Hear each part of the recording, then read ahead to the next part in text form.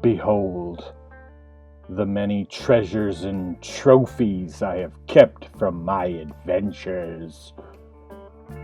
Wealth beyond your imagination. Books and scrolls containing magics long forgotten to this world. Come along and I'll show you how we do it after the drop.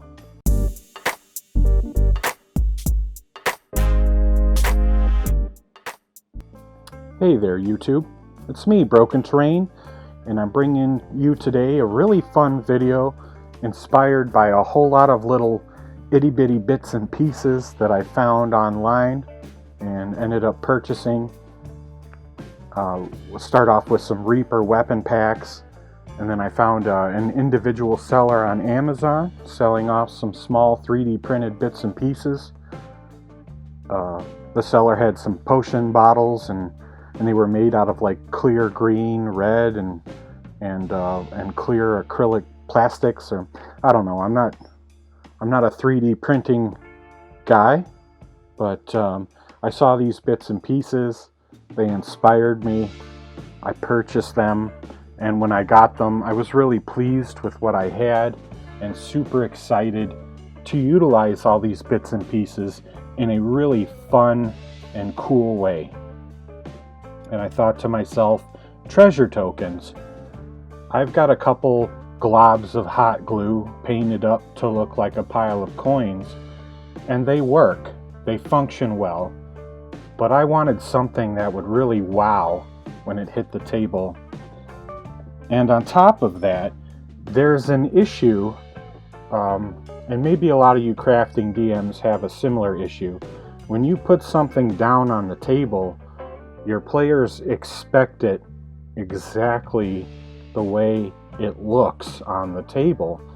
So usually I would put down blank tables, and then I would be allowed to narrate what the players see. They accept that a little more than if I place a table with accoutrement on it and then tell them that there's different things than what they see. So I thought of a really cool way to handle this. I made lots of little treasure token bits and pieces, but not just piles of gold and gems. I wanted a little more thought-provoking treasure tokens. So you'll see me construct little nightstands, or little tabletops, or little bookshelves, and on these pieces you'll see treasure of different types: potion bottles, fancy gold pieces, whether you narrate it as a jewelry box or incense holder, different potions. And I thought that would be a really cool way to blend both those things together. First, that the treasure token is down there on the board and represents treasure, but also the things on it you can then roll for. So, for example, if you see a nightstand with some books on it and some potions on it, you don't necessarily have to give your players all of it, but you could allow them to roll on a randomized chart you've created for what kind of magic book, or just a normal book they find. Or you could roll, if there's potions on your treasure token, you could allow them to roll on a kind of randomized potion chart to see what they get. So you're kind of getting the best of both worlds. You're not stuck to only what is on the treasure token, but at the same time, when your players see a certain treasure token and it's full of books and potions, and that's exactly what they're looking for, they're going to rush right to it instead of that randomized pile of coins. At least that's my hope. So that's the thinking, the inspiration and the thinking behind this project. And we're just going to get to it. The wooden projects are made from craft sticks and these woodsy type shapes. You can find them at a Michaels or a Hobby Lobby. With snips and super glue, you can turn these pieces into all kinds of wonderful little miniature furniture pieces and stands. I used a trick I found online. You can take these circular sprues and cut them into coin shapes. I plan to create a really cool looking treasure chest overflowing with gold. Once the majority of my furniture pieces were done, I worked on adding little bits and pieces. The majority, or the big one, would be tiny books. And to do this, I used Woodsy, which had a really great grain. It's a compressed board, and it had layers. And when painted up, these layers with a wash added really gives the effect of pages in a book. So I just wrapped the little bit of Woodsy with some very thin cardstock, and it turned out great. I did a bunch of them. Most of them were 2 pieces of Woodsy thick. That seemed to work best. And then I did little bookmarks for a couple of them. Turned back to the bases, covered them in a white PVA, and then layered on some foam cut to the size of different sized and shaped bricks. And once they were all dry, end up cutting the extra off next to the washer, and then you'll go in and texture them with tin foil and use a pen to get in there and widen those cracks and grooves and emphasize those grout lines. Then you hit them with your base coat, half matte Mod Podge, half black paint. For my color scheme, I hit them with an elephant gray. Then I go back in with a granite gray dry brush. Once dried, I'll hit them with a black wash. And then finally, once the wash is dry, I'll go in and just lightly dry brush them with a vanilla ice cream. If you've seen previous videos of mine, I really like the look of brown wash on these natural wooden pieces, and so I stuck with that, taking all the little wooden pieces of furniture I had created and hitting them all with a brown wash. Once the wash dried, I went in and I painted the various bits and pieces. The treasure chest, for example, has some straps and handles that all needed to be painted with a gunmetal. And then other bits and pieces needed painting as well, the handles of some of the furniture, that kind of thing. Once done, for the treasure chest, I put a little piece of foam in to kind of raise the top of the chest. And then I took those little circle discs I cut from the sprue and with some white PVA arranged them to look like gold. And you see it is super effective. Once painted with that bright gold color, these little coins look great.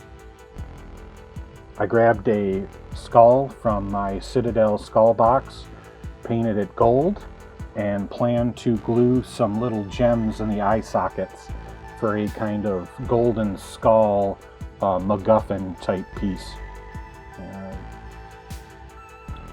I just showed you a picture of all the random bits done and ready for assembly, and here is my assembly speed footage. It's just me gluing bits and pieces together and gluing the furniture on the bases and then gluing the books and potions in place. I love this music I've got in the background, so I'm just going to shut my mouth and let you enjoy the footage of me assembling all these overly complicated treasure tokens.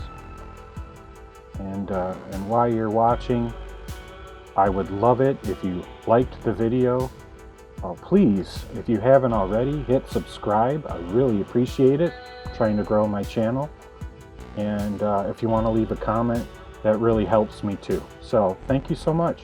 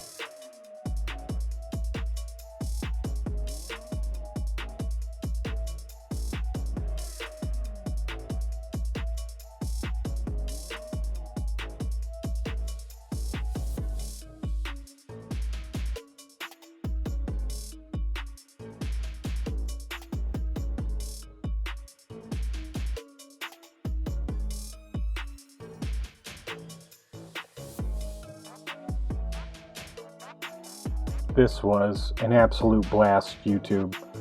I loved doing this project, and this was my favorite part. All my hard work, all my patience really paid off. I'm absolutely in love with all of these little treasure tokens. But they're not done yet. I went in and I used a flesh shade to darken some of the edges of the golds, and I also used it on the white of the pages for the books, and this really created that aged paper look, and the wash got into the grooves of that layered little woodsy piece, and really emphasized and made it look like different pages. I highly recommend the technique. I know lots of people do their own books in different manners, and I'm not going to say that mine was the easiest. I don't think it was easy, but I really do think they created a very believable little book. Once the washes were all dry, I went in and with a vanilla ice cream, I just kind of dry brush and hit those edges. So those little 3D printed potions and bottles. I just want to hit those edges, make them pop, hit the edges of the furniture so that they really jump out at you at the table, and just give everything that extra look of polish, and age that wood a little bit for these little miniature furniture pieces.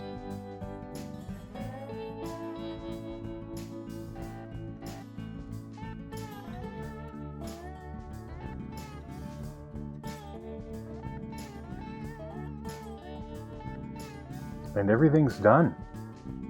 I'm really pumped. Got them all arranged in my knight's trophy room here, and I'm just super pumped with all of them. I recommend trying this out. You know, I don't normally recommend going this hard into detail. I like a more blank modular type of feel to most of my pieces. It allows me to use them over and over again for different situations.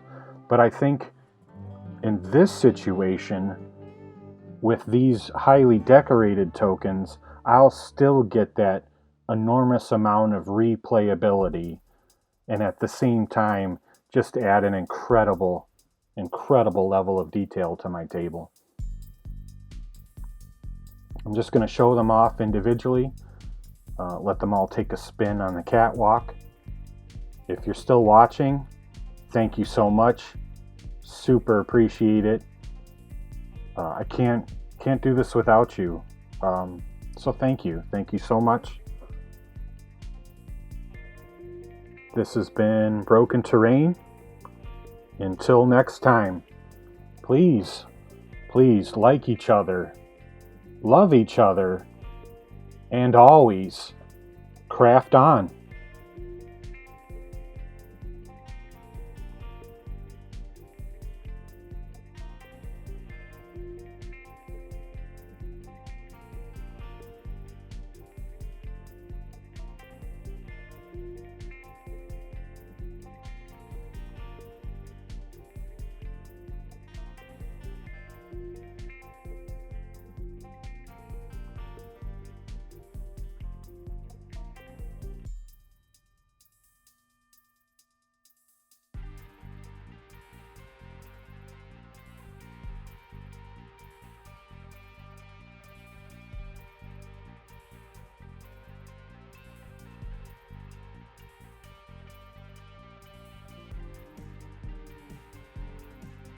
Honorable mention to the bow stand. Ran out of bases, but I thought it was pretty cool, so I thought I'd spin it around on the catwalk for you. Everything all gathered up, and then I've got some individual shots, just a little more detail for you. I had a great time with this project. If you're still watching, thank you so much. Fun little tip here.